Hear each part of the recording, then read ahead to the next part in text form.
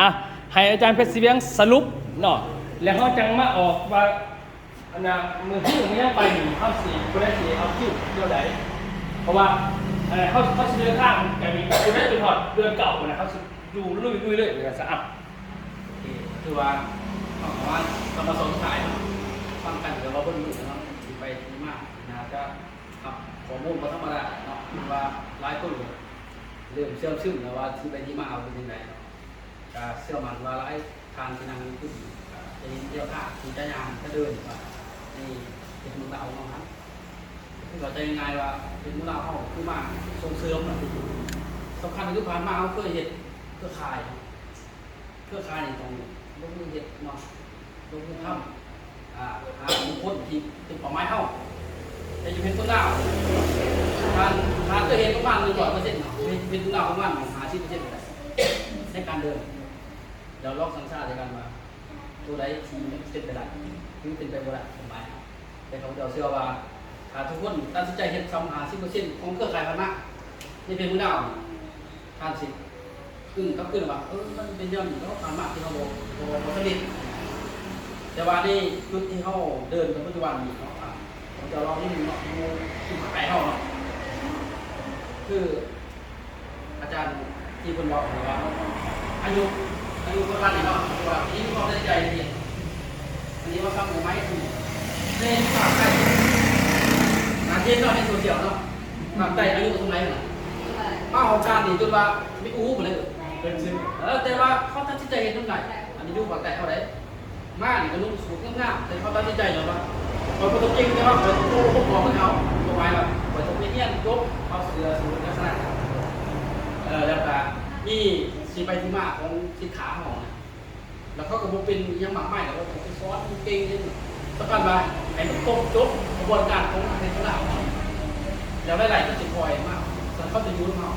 เนี่ยจะว่าลอกคิดคำนวณขึ้นว่าเพื่อคลายพันมาห้องนี้ขึ้นว่าตรงเดียวครับท่านมาตรงนี้คือตรงเดียวเนาะแต่ว่ามันเจอในจุดนี้ครับผู้ทางไก่ห้องก็ปรับขึ้นมาจนว่าดีเทิร์นเนาะดีเทิร์นในสิ่งที่เขาเห็นเขาคิดแต่เขาแบบคอยสร้างชีวิตขึ้นจากต้นสุดเลยเขาต้องขอในการเที่ยวการทุ่มเขาความสังคมต่างๆเนาะจากชีวิตการอยู่ที่เกิดว่าโอ้โหชุดเด็ดไว้มาหลังด้วยแต่ว่าจากเขาเคยใส่ไปแล้วเคยกินไปแล้วเคยสัมผัสเรื่องทีจากก่อนนอนลุกขึ้นเพื่อบางก่อนไม่ใหญ่ในสุดท้ายว่าถึงตัวไปสินะแต่ว่าในจุดนี้เขากะมาเห็นได้เนาะคงเป็นธุระวันนี้มันปากไก่กันเพื่อเป็นไปได้ในสินค้าตัวเขาเองเนี่ยในกระทั่ง1 2 2 3 4 5 6 มันสามารถที่เขางานคิดแบบว่าคิดถึงดังการมีเงินเขามาในกระเป๋าก่อนว่าถ้าเราต้องไปคิดสำหรับเขาแต่ว่ากินได้แต่ว่าเงินกับขึ้นมาไหนแล้วเขาคิดว่าคุณไก่หายไปเนาะแต่วันนี้จุดอีกมันหนาที่เป็นไปได้ก็คือในเป็นเวลาเขาที่กินเลื่อนในระบบที่แบบตรง100%ใน100%นี้คือแล้วคือเลื่อนตามคือถ้าต้องใช้ก็คือคนใดพวกเขาฝั่งนี้เขาอะไรแต่ว่าในโครงสร้างแท้ๆที่เราจะเริ่มจะมีอยู่3 กลุ่มมี3 1 แผนเพื่อว่าแผนงานเนาะแผนพ้นแผนงานนะครับแผน1 ที่ 3 ยุทธศาสตร์แผนตลอดไปเรื่อยๆในโครงสร้างของเมียทำแต่ว่าตัวนี้เขาอาจจะตั้งแต่เนี่ยแต่ว่าโครงสร้างที่จะเดิน3 โครงสร้างเนาะแผนพ้นแผนงานนะครับแผน1ในตัวนี้เป็นโครงร่วมในสิ่งที่ผ่านเป็นดอกเลยโครงร่วมกันเอาโปรจักได้3 ยุทธศาสตร์ทีเดียวแม่นเอาสินค้าตัวนี้ไปกระจายไปจุดจากคนที่เกิดว่าขาขายโปรเก่งน่ะคืออาจารย์ที่บอกเดี๋ยวพี่2 ข้างเลยพี่ก็เดือนพอสินะแม้แต่ว่าเขาขาขายโปรเก่งเขาตั้งฐานขึ้นว่าเคยลงขึ้นมาแล้วเอามาเคยขายของคน3 ปี5 ปีพี่น้องแต่เขาไม่เคยได้รุ่นที่ก่อนแต่บัดที่นี่อยู่เป็นผู้ล่าว่าลงขึ้นสมมุติว่า50,000ซะโอเคขึ้นหาเป็นก่อนใหญ่แต่เขาเลยขึ้นเดือน1 ปีนี่เนาะ1 ปี1 สามารถได้ขึ้นทุกเดือนไหนเว้นว่าว่าขาดเรื่องนี้เรื่องนั้นจะเอาโมเมนต์ทุกวันที่เขาลงโครงการเขาจะได้ขึ้นเดือนกลับขึ้นมาและส่วนสินค้าที่เขาขายขั้นนี้เขาคิดเขาจะว่าเขาเจ้าซื้อลงขึ้นชื่อว่า50,000ในปี1น่ะซื้อก็เป็น50,000ปี1เพราะว่าซื้อโบเบิร์ตปี1ขั้นเห็ดซ้ำนี่โบเบิร์ตปี1นี่เขาโมเมนต์นักธุรกิจอัน นนี้ตรงที่เขาคือไหนเห็นป่ะแต่วันที่ปีหนึ่งคอยมีเงินเดือนกินเดือนโอเคสินค้าเขามีแล้วเนี่ยอันนี้อยู่เป็นเรื่องอะไรเห็นป่ะแล้วก็มีเงินบริหารในการเพื่อลูกตลาดลูกตลาดก็คือผู้นำด้วยบริษัทเป็นวิชาการลูกไปนี่มีเงินค่าบริหารต่างๆเกิดขึ้นเนาะอาจจะเป็นจุดจำเงินที่เป็นเปอร์เซ็นต์ให้เนาะ30%ที่เกิดขึ้นในจุดนั้นมันสีสวยเท่าในจุดนั้นวันนี้ในปีหนึ่งคอยจะเบิร์ดอีกกันยังคอยก็ยังไม่ขึ้นเดือนนี่บอกแล้วก็บริเสียหายสำหรับลูกขึ้นทางนี้ถามเป็นเท่าว่าถามเป็นบอกอันนี้เขาไม่มีความเสี่ยงเลยซื้อสินค้ามีสินค้ามากแล้วก็มีเดือนกินทุกเดือนไม่กระทั่งมาเดือนนี้ผมบริขายหรอกแต่ว่าเดือนบริษัทสนใจเขาเลยคือที่เขาลงทุนเห็นหมดมีเพียงเล่าจ่ายแต่ว่าบริษัทอื่นเขาไปดอกไปศึกษาแต่บริษัทเฮ็ดกูดอกเมื่อวานไปเฮ็ดบริษัทนี้เขาดอกบริษัทเบิร์ดแต่ว่าเด็กไปศึกษาในสิ่งที่เขาสูงมากให้ศึกษาเดี๋ยวเขาศึกษาไปบ่อยากคือเราบ่อยากเสียใจว่าซะเดี๋ยวเราต้องจักถ้าเป็นไปบ่ได้หรอกย้อนหยังเขาเบิ่งแล้วถ้ามันคนละอย่างกับเรามันคนละอย่างส่วนว่าก็เรียกว่าในยุคที่เป็นของเราเป็นการส่งเสริมมันราคาเป็นเกินว่า50%ในการช่วยเหลือนี้นะเนาะนี่จะว่ามันสามารถเป็นไปได้ในโครงสร้างของเป็นเราเฮาเนาะจากนั้นก็เงินในทางงานต่างๆของเฮามันก็เกินเข้ามาอีกโดยเข้าที่ว่าไปจักเครือข่ายเนี่ยเครือข่ายต้องมีเงินหยังเครือข่ายเงินหยังในทางงานเฮาเครือข่ายเขาได้ดีเขาจะได้เงินที่โบนัสมันบ่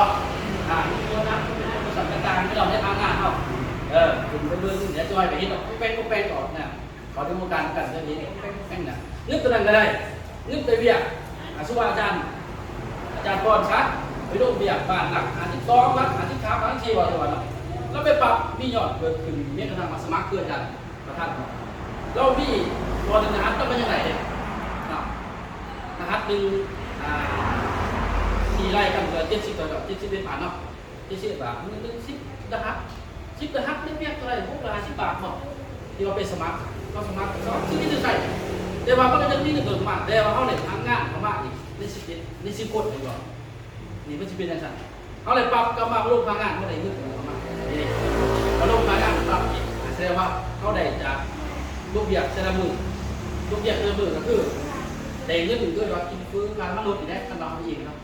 มันก็มีตัวสวยแต่ว่าเครือข่ายตัวไปมันไปตัวใดมีการบริโภคแต่แบบนี่ก็จะได้มีปัญหาอะไรการมันลดเป็นผู้หามันบอกอย่างนั้นพอดีเวลาไปเจอจะมีสุดท้ายซุปเปอร์ซิปตัวไปแบบซุปเปอร์ซิปที่เขาเยอะแบบสื่อทหารไปโพสมากมันต้องถือความโกงที่ปัญหาอีกแต่ว่าเป็นอะไรด้วยบริหารเขามันบริเต็มถ้าไปได้รับเองก็ยังโอเคเดี๋ยวนี้เข้านี่รับเองก็อย่างไม่ใช่ที่ค่าบริหารของบริษัทเป็นแบบใจเขาอยู่เป็นหาเอ็นบอกคือเก๋มากสัญญาฝากไต่เข้าก็คือมันบุ่มเดือดขึ้นสุดเกิดเราเอาความจริงในการได้ที่เกิดขึ้นเนาะแล้วก็ชาวบริหารเดือดเรื่องทางงานแต่ละคนอันนี้มันเพียงแต่เลี้ยวข้างในบริษัทเป็นในโอโลกเนาะคือว่าไร้ทางแต่นั้นจะขอใจบ่100%ยาเนาะสมาเข้าหูจักสนุนเดินยางไปด้วยกันตามฟังบอกทุกการที่ถึงมากเขาจะฟังแล้วว่าฉันบอกแล้วด้วยว่ามันไม่หลอกเนาะชักคนทั้งไต่เขาทุกคนติดถึงเขาบอกจะเป็นเขาจะว่าหาเทียบเช่นไต่ว่าป้อมเก่งก็ชุดหล่อยุคเก่าเลยซ้ำคำพูดเลยเพราะหาเทียบเช่นไต่นี้เนาะทั้งไต่นี่เอามาเขายุคคนดีไหนแต่ว่าเขาเชื่อมันไม่เลี้ยวท่าเขาบริเก่งคือลักษณะเขาคือบอกเนาะเอาไงเขาหูจักตัวมาเลี้ยวท่าเขาบริษัทเลยสิเขาเห็นเขาบริจักไปยังตัวแต่ว่าเขาไปเขาดูเขาหูซื้อว่ามันอื่นไปเป็นมิตรที่อยู่ของพวกไอ้นี่เนาะแต่ก็ได้มันก็มีตามมันเลยแต่ว่าเรื่องทัชชาก็หมู่พันอุ้ยเขากลัวอะไรเดี๋ยวคำพูดที่บอกเราชิดต่อที่ต่อหน่อยได้เราเอาง่ายจ้ะเดี๋ยวไปภาคใต้เป็นสิจักเหรอระวังนครดูอีกอย่างก็ภาคใต้เนาะแต่ว่ากระสิแตกต่างกันเนาะแต่ว่าข้อหมอข้อวานของพระเจ้าเสื้อมันแล้วทั้งเรียกกันทั้งคำพูดเนี่ยเนาะที่ว่าซื้อเขาดีกว่าเลยเนาะแต่ว่าเขาเสื้อมันนี่เรียกข้างของประธานผู้ชายเขาสนใจเขาเปิดพวกนี้ก็ถูก เขาสนใจแต่ว่าขั้นปุริเหตุขั้นป้าเป็นยังสิ่งไปน้ำประเภทน้ำเนาะสิรูปสีเดียวสิเป็นยังไงเขาคอยเดินตามนี่คอยดูได้คอยไปได้แต่ไล่คอยก็ไล่ตามคอยควบสมัครเขาเขาก็เลยคือว่าเขาเฮ็ดช่องดีเขาเฮ็ดหาเขาจะไปพัดโมเมนต์เนาะเฮ็ดหาเขาขอใจเราเขาต้องไปหาจริงสินะเพราะว่าเขาปลูกที่สมุนเขาว่าเขามีคอร์สสอนเนาะพอคอร์สสอนเขาหนึ่งก็มีอยู่3 คอร์สที่เป็นรักเกี่ยวกับพวก3พื้นฐานเนาะพวก3นึงก็คือเกี่ยวกับพวกวิธีในการรอล้อมข้อผิดของผู้นำเขาจะพูดคือตัวเขามานั่งในสิดะนี่เกิดคอร์สปลูกถิ่นเอาไปไม่ความชีวิตการเป็นอยู่จากเจ้าชาติผู้หญิงเป็นต้นยังไงผู้หญิงต้นยังไงเกิดที่ผมก็จะต้นยังที่ไปที่มาก็รวมเดียวต้นผสมเด็ดมากโอ้ลูกนะต่อมาที่นี่คอร์สของ BTC เนาะ BTC นี่บอกเรื่องข้อมูลสกิลของคาแรคเตอร์แต่ละคนในการสื่อสารในการบรรยายในการตัวเป็นวิทยากรบนเวทีเป็นสินะคาแรคเตอร์ให้เดี่ยวไรให้ทรงตัวเองออกมาเหมือนแต่เขาทางบริษัทเขาส่งเสริมในจุดนั้นเป็นอาจจะเป็นอย่างหาบทบาทเขามีอย่างแน่อย่างตัวสิเป็นที่ก็ว่าสิเป็นอย่างวิศวกรตัวสิ่งของสินค้าต่างๆหรือว่าพวกที่เกี่ยวกับพวกโครงสร้างระบบต่างๆสินะเพื่อมาหาทางที่รับผูกกันเนาะเป็นตัวช่วยและสุดท้ายเป็นคอร์สของ STP เนาะSTP ที่บอกเราโครงสร้างของธุรกิจของเป็นทุนหลักเดิมว่ามันสิไปจังไหนนี่คือทางประธานบริษัทเนี่ยมันสิว่าไปจังไหนเราภาคการสื่อขายจะได้มีการต่อรวบจะได้มีการว่างงานจังใดเนาะว่างงานทิศนี่ไปสายขวดใดเท่าไรเกิดขึ้นไปครัวขวดใดเท่าไรเกิดขึ้นขวดไปซอยตะกอหรือตะขอขวดไปซอยตะง้อว่าคันไปซอยตะง้อน่ะตะขอจะเป็นยังไงขวดไปซอยตะขอตะง้อจะเป็นยังไงเนี่ยตรงมาร่วมกันเพราะว่าคณะคิดก็จะเกิดขึ้นขยายที่เกิดขึ้นโดยที่ว่าบริษัทดูได้โมเป็นว่าทิศเองเนาะเพื่อว่าบริษัทดูได้เพราะว่าบ่อยากให้สมาชิกแต่ละคนไปคิดใจเขาออฟได้จริงๆอันนี้เป็นเรื่องทางเป็นตัวอย่างเลยส่วนใหญ่หันเอาตรงๆเนาะคือเครือข่ายมันจะมีปัญหาถึงอัพไลน์เป็นส่วนใหญ่อัพไลน์เป็นส่วนใหญ่ที่เกิดขึ้นโดยตรงเนาะเรื่องนั้นเรื่องนี้ที่เกิดขึ้นที่จริงเขารู้ยักษ์เดิมมันทำนี่แน่ว่าซะแต่ว่าอยู่เพลงเมื่อเล่าเนี่ยเพิ่นจะสอนให้คำว่าให้เข้าใจเรื่องอัพไลน์เป็นยังไงแล้วก็ช่วยเรื่องกันเลยอยู่แบบผมขั้วใดแบบไรก็ให้แยกกันตามตัวไปทำงานอะไรก็มันจะทำอันนี้เป็นวิธีการสอนของทางอาจารย์ทุกสายที่ผมเชื่อโค้งรถออกมามีคณะอาจารย์สอนจนถึงคือบอกเลยมีอาจารย์สอนจะได้คาวิชาการนี้เกิดขึ้นในการสอนคนนี้ตัวนี้มันเป็นขั้นตอนต่อไปเขาอาจจะได้ฟังหรือร่วมกันเฮียนกันเนาะเฮียนนั่งสถานที่ช่วยที่ผมให้เป็นข้าพเจ้าเองแม่นครับที่สอบนะครับเป็นอาจารย์สอนนี่ส่วนโครงสร้างตัวนี้บัวจะเป็นตัวพิธีSTP กับ BTC ส่วนอาจารย์เพื่อกับทางประธานเพื่อกับสอนเกี่ยวกับเรื่องวิชาการโดยตรงและการสีเป็นวิชาการเท่าไหร่คือเป็นก็เมทริกเนาะเกี่ยวกับโครงสร้างเมทริกเป็นวงกลมหนึ่งเวลาเป็นที่นี่นั่นยาวเปลี่ยนเนาะเดี๋ยวต่อไปเขาอาจจะได้เรียนศึกษาเป็นเนาะมันก็จะช่วยเขาพัฒนาถึงระดับหนึ่งในส่วนนั้นเนาะแต่ว่าตอนนี้ก็เป็นเพียงนำจิบข้อมือนึงว่าใช่เดี๋ยวต่อไปเขาอาจจะได้เรียนเนาะแต่คือข้าพเจ้าเชื่อมั่นว่า